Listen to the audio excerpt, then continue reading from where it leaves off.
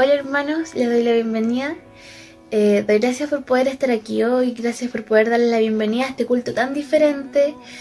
Y también quiero dar gracias por estos medios por el cual podemos seguir entregando la palabra de Dios. Hermanos, los quiero invitar a orar para que todo lo que se diga aquí sea solo en gloria a Él y que podamos compartir esta reflexión de hoy. Los invito a orar. Señor, te doy gracias porque tú estás en nuestras vidas. Gracias, papá, por todo lo que haces. Gracias por poder compartir este tiempo contigo, papá. Que todo lo que se haga en ese instante sea en gloria para ti, sea exaltándote a ti, Señor. Te quiero pedir por todo aquel que está escuchando y por todo aquel que necesite, Señor, de tu mano santa, por todo aquel que necesite llenar su corazón de tu amor, que es tan grande y tan glorioso. Todo esto, Señor, te lo pido en tu santo nombre. Amén. En este tiempo tan pausado tenemos la oportunidad de alabarle y glorificar a Dios. Por esto les quiero invitar a que cantemos un himno para poder comenzar nuestro culto.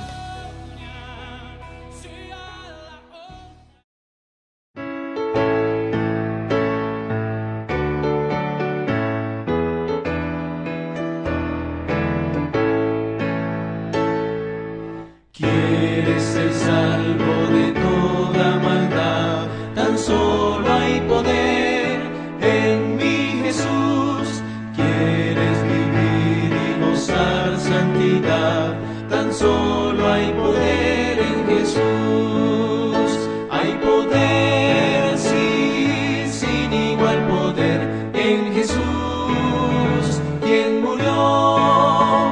Hay poder, sí, sin igual poder en la sangre que Él vertió.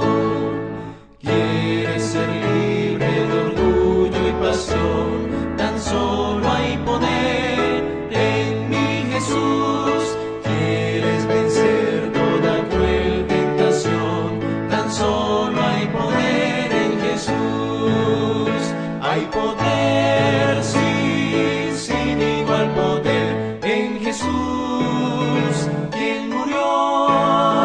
Hay poder, sí, sin igual poder en la sangre que Él vertió.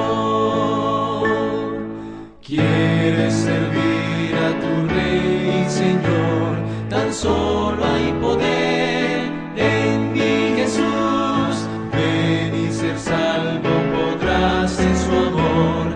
Tan solo hay poder en Jesús. Hay poder, sí, sin igual poder en Jesús, quien murió. Hay poder, sí, sin igual poder en la sangre que Él vertió.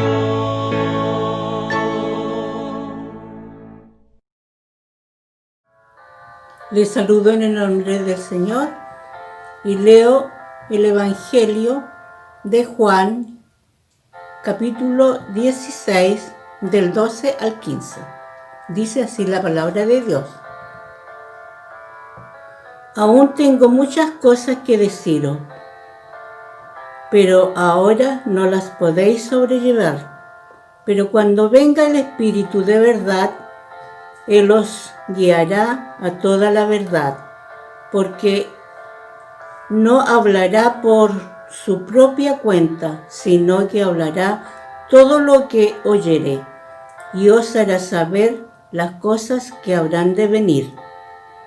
Él me glorificará, porque tomará de lo mío y os lo hará saber.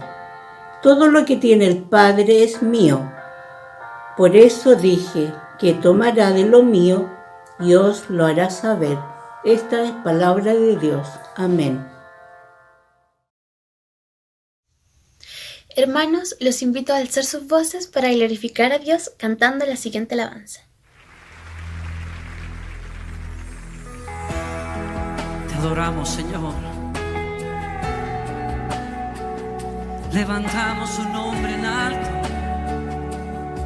Levantamos nuestras manos y nuestro corazón a ti, Señor, Rey de todo el universo, que estás cerca de nosotros, Señor.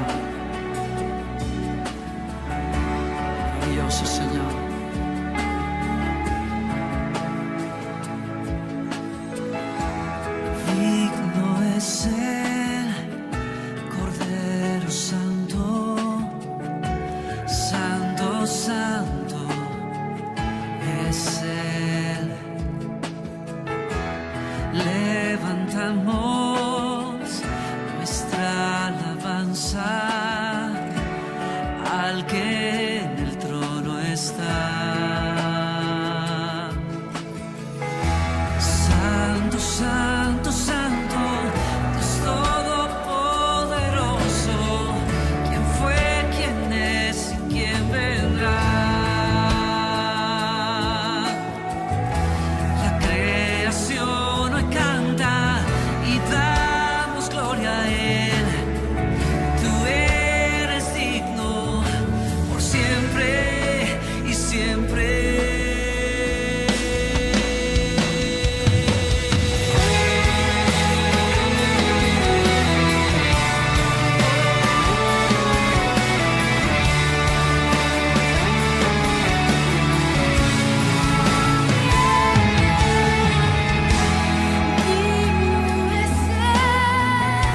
Cordero Santo, Santo, Santo es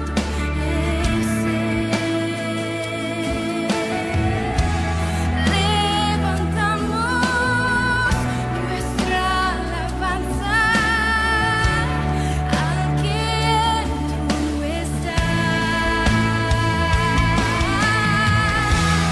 Santo, santo, santo, Dios todopoderoso, ¿quién fue, quién es y quién vendrá? La creación hoy canta y damos gloria a Él. Tú eres digno por siempre y siempre. Santo, santo, santo, Dios todopoderoso, ¿quién fue, quién es y quién vendrá? La creación hoy canta y damos gloria a Él. Tú eres digno por siempre y siempre.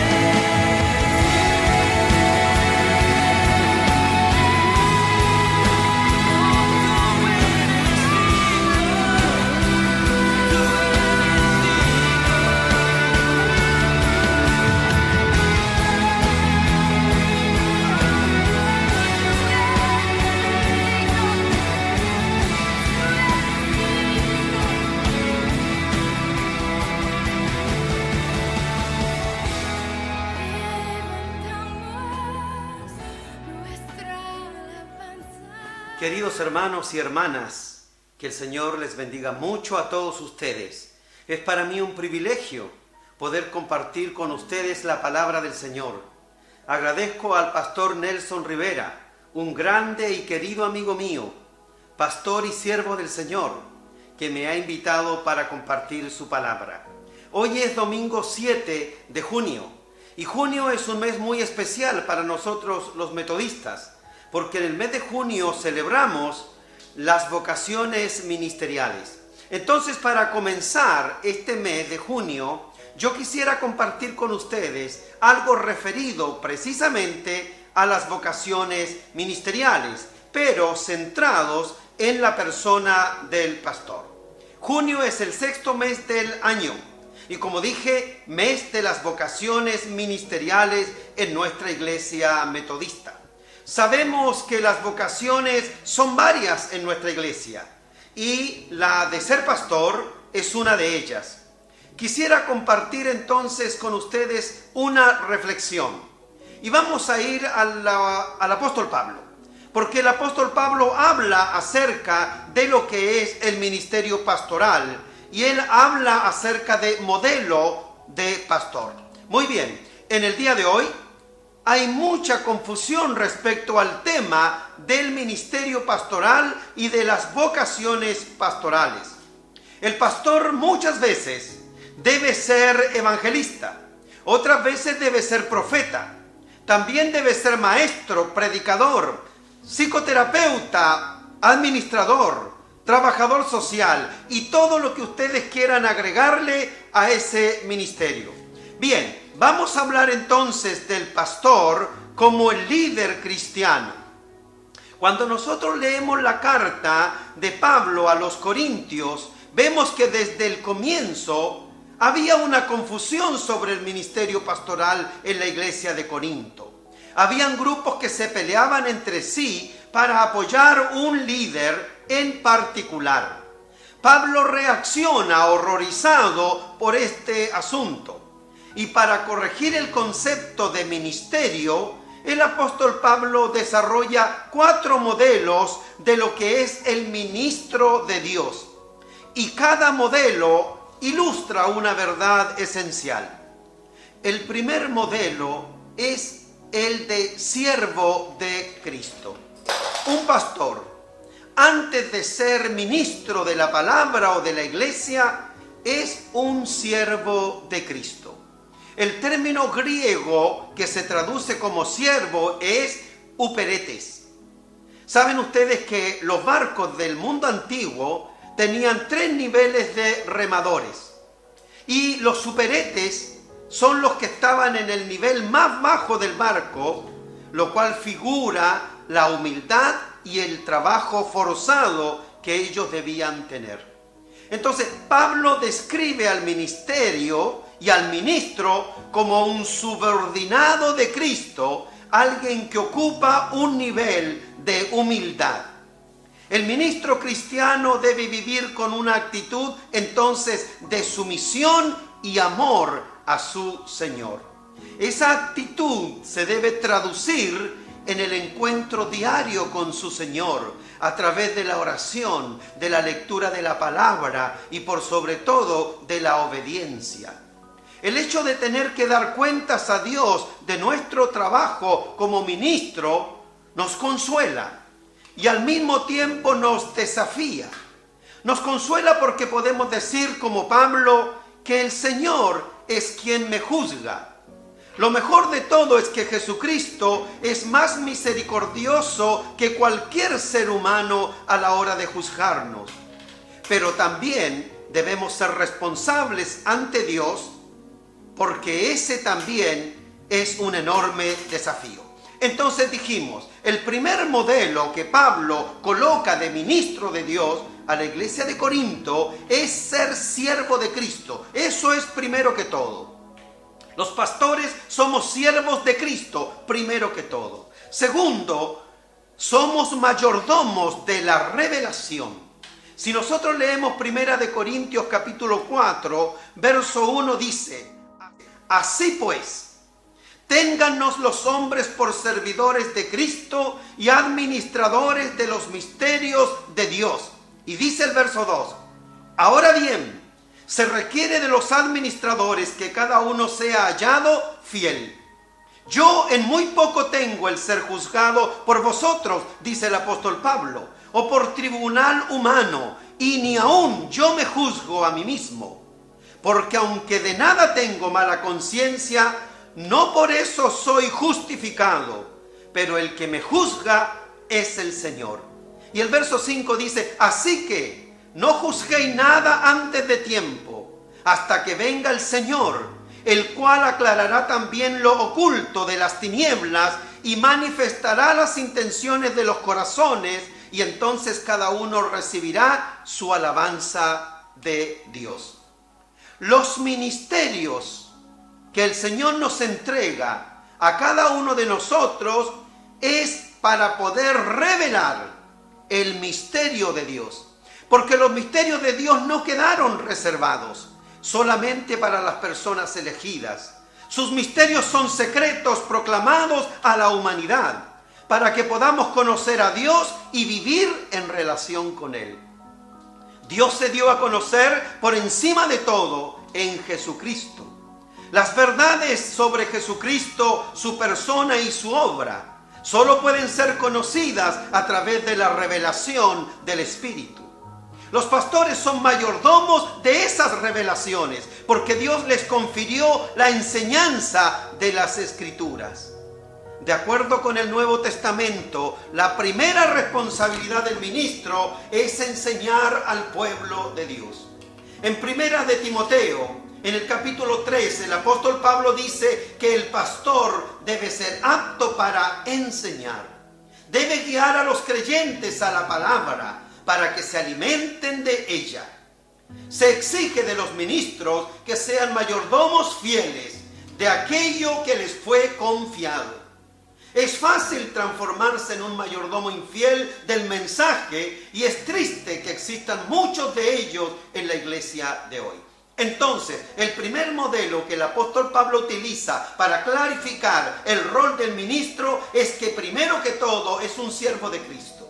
Segundo, es un mayordomo de la revelación. Y tercero, es la escoria del mundo. ¿Sabe?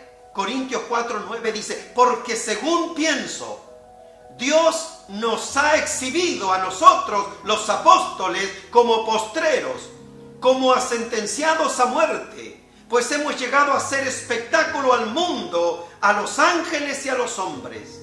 Nosotros somos insensatos, dice el verso 10, por amor de Cristo, mas vosotros prudentes en Cristo, nosotros débiles, mas vosotros fuertes, vosotros honorables, mas nosotros despreciados. Hasta esta hora padecemos hambre, tenemos sed, estamos desnudos, somos abofeteados y no tenemos morada fija. Y el verso 12 dice, nos fatigamos trabajando con nuestras propias manos, nos maldicen y bendecimos, padecemos persecución y la soportamos. Y finalmente el verso 13 dice, nos difaman y rogamos, hemos venido a ser hasta ahora como la escoria del mundo, el desecho de todos. Esta descripción nos causa impacto. Pablo declara que los que sirven a Cristo como mayordomos de la revelación de Dios llegaron a ser como escoria y desecho del mundo. El apóstol sabe que el camino a la gloria es el sufrimiento, lo que para Jesús, y lo es para nosotros también. Pablo usa dos ilustraciones tomadas del mundo romano.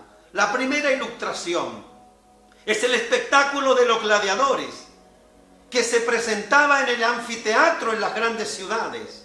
Delante de una multitud se juzgaban en la arena algunos criminales para que enfrentaran a los leones y a los gladiadores. Pablo afirma que los ministros son como espectáculo para todo el mundo. El apóstol hace otra comparación, esta vez con los sacrificios humanos. Alude a una ciudad griega imaginaria, asolada por una calamidad, y para apaciguar la ira de los dioses, se solía tirar a algunos miserables al mar. Las personas sacrificadas eran llamadas de paricatármata.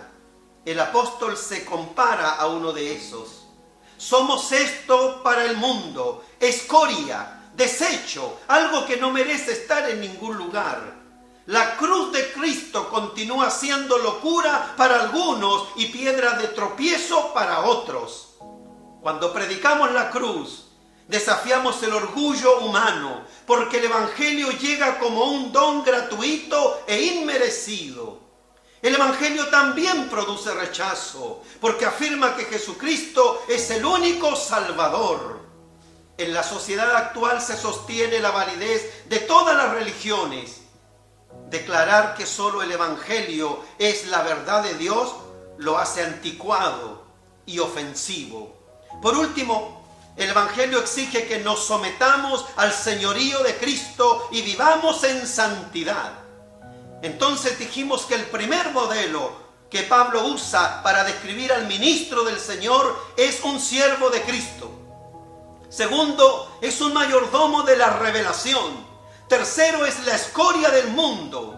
Y cuarto, padre de familia, que es la iglesia. Y leo los últimos dos versos. Porque aunque tengáis 10,000 maestros en Cristo, dice el apóstol, no tendréis muchos padres, pues en Cristo Jesús yo os engendré por medio del Evangelio. Por tanto os ruego que me imitéis. Este modelo describe a los pastores como padres de la familia de la iglesia. Quizá tengan muchos maestros o tutores que los disciplinen, pero no tienen muchos padres que los amen. Cuando escribe a los tesalonicenses, no solamente se compara con un padre, sino que les dice que se siente como una madre para ellos. a quien ayudó a nacer en Cristo. El apóstol muestra que la característica principal de los pastores no es la severidad, sino más bien la gentileza. Los que servimos a una congregación deberíamos enamorarnos de ella. ¿Qué debe caracterizar al ministerio cristiano? Estos 4 elementos que el apóstol describe en su ministerio pastoral deben ser aplicables a nuestros ministerios pastorales. El denominador común de estos 4 modelos es la humildad. El apóstol expresa que como líderes necesitamos ser humildes ante el Señor, de quien somos subordinados. Humildes ante la palabra de Dios, de la cual somos mayordomos. Humildes ante el mundo cuya oposición tenemos que enfrentar. Y finalmente humildes ante la congregación a la cual debemos amar y servir. Busquemos que nuestro ministerio pastoral se caracterice por encima de todas las cosas por la gentileza y la humildad de Jesucristo. Él es quien nos llamó al ministerio y estableció las normas para ejercerlo. Demos gracias a Dios por el privilegio que tenemos. No solo somos miembros de su iglesia, sino que somos llamados a ser pastores y ministros en ella. Pidámosle también perdón por la manera con la que no hemos seguido las normas bíblicas para ejercer el ministerio. Busquemos ser más fieles en el estudio y en la predicación de su palabra, más dispuestos a sufrir a causa del evangelio y más amables y gentiles para con la congregación. Entonces seremos una iglesia verdaderamente viva.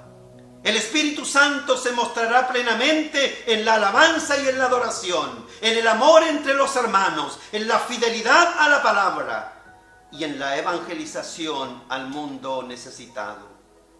Amén. Que así sea. Queridos hermanos y hermanas, con estas reflexiones, estas pequeñas palabras, yo he querido comenzar el mes de las vocaciones ministeriales. Y qué mejor que a la luz de la palabra, a la luz del consejo bíblico, podamos tener claridad lo que es el ministerio pastoral. Quiero que oremos antes de terminar para que el Señor selle su palabra en nuestro corazón. Padre Celestial, gracias por abrir nuestros ojos y revelarnos cuál es el modelo, cuál es la forma que tú quieres que nosotros seamos ministros de la palabra y pastores de tu grey. Bendícenos, Señor, como pastores. Bendice a nuestro amado pastor Nelson Rivera, a la familia pastoral y a todos los que están ejerciendo un ministerio en esta querida primera iglesia metodista de Temuco. Gracias, Señor, por tu amor y fidelidad, y quédate con nosotros. Por Cristo Jesús te lo pedimos. Amén. Mis hermanos, Dios les bendiga mucho. Ya tendré la ocasión y el privilegio de estar con ustedes en persona y poder verles y poder conocerles también. Dios sea con ustedes.